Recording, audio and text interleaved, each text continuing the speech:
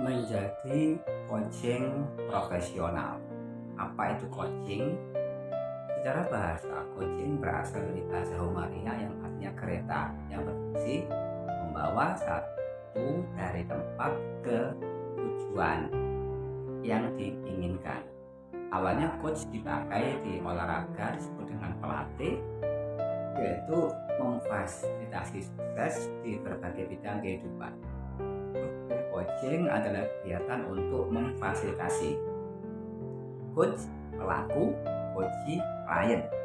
Coaching itu penting, satu, karena banyak orang tidak memiliki dan tidak mudah di dalam menyatakan tujuan yang ingin dicapai. Dua, orang tidak biasa punya tujuan, tidak biasa mengatakannya. Tiga, tanpa tujuan melakukan tindakan, apa yang akan terjadi? Yaitu pemborosan waktu, energi, sumber daya tidak produktif. Yang kelima, orang yang punya tujuan jelas sebelum melakukan tindakan mempermudah untuk mewujudkan tujuan menjadi nyata. Di Indonesian Coach Society, coaching adalah percakapan intensif coach dengan coachee menemukan dan memperjelas tujuan, menyusun langkah dan mengelola sumber daya untuk mencapai tujuan. Bedanya coaching dengan yang lain, kalau coaching itu inside out, solusi dari dalam dirinya, sementara non coaching itu outside in, dari luar ke dalam, seperti consulting dalam bentuk konsultan memberi nasihat berdasarkan keahlian, mentoring memberi arahan contoh berdasarkan pengalaman profesional, konselor memberikan konsultasi, memberikan mendiagnosis dan menyelesaikan masalah, trainer melatihkan skill baru. Dengan coaching ada satu proses penemuan kesadaran diri, pemberdayaan diri, tanggung jawab dan aktualisasi diri, kontribusi diri. Ini penting teman-teman. Ketika kita melakukan coaching itu difasilitasi dengan bertanya, kan perintah, memberdayakan bukan menolong, membedakan personality dengan perilaku, dan tidak mendiagnosis perilaku. Yang keempat, memperkuat tanggung jawab, bukan menyalahkan atau membenarkan coachee klien. 5. Kosakata yang digunakan adalah kosakata dari coachee, bukan kosakata dari non coaching. Coach bertanya berdasarkan apa yang dia dengar dari coachee-nya, sementara non coaching itu melakukan sebuah interview. Dalam coaching ada tes, cek, klarifikasi, dan eksplorasi, menghindari judgement, asumsi, dan prasangka. Selaraskan antara perspektif dan sudut pandang, tidak memotong pembicaraan. Sekali lagi, coaching itu bertanya, bukan memberitahu.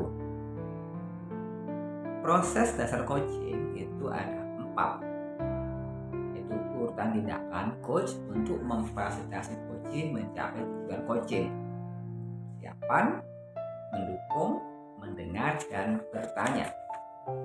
Persiapan yaitu apa? Menyiapkan diri seorang coach, keterampilan, sikap, pengetahuan. Yang kedua, siapkan peserta, perkenalan, memahamkan coaching, tujuan coaching, proses coaching, peran coach, dan peran dirinya. Yang kedua, mendukung. Coachee merasa aman, nyaman, dapat perhatian, penghargaan, dan dianggap istimewa.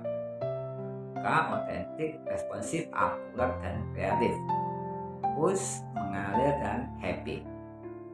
Dalam tahap tindakan itu kita bisa menyapa, tanya kabar, hadir, saat ini dan sekarang. Yang kedua, informasi yang terjadi selama coaching itu kita memberikan sebuah komitmen si coachee, dan yang ketiga, coachee siap untuk coaching. Dalam tahap mendengar, coach paham tujuan, nilai-nilai, keyakinan, pemahaman, persepsi, dan emosi, komunikasi, akses strategi yang dimiliki oleh seorang coachee.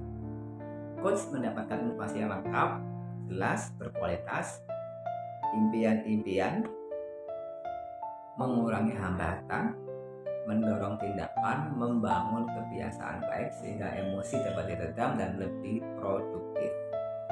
Saat mendengar dengan diam dan aktif, kontak mata, memastikan kejelasan dan info yang lengkap. Buka penyemangat bicara, info dioptimalkan, memfasilitasi seorang coach. Coach menemukan rumusan tujuan yang jelas karena digunakan.